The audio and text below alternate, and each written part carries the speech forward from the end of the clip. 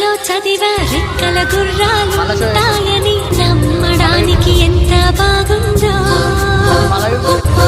బాలమిత్ర కథలో చదివా పగడపు దీవులు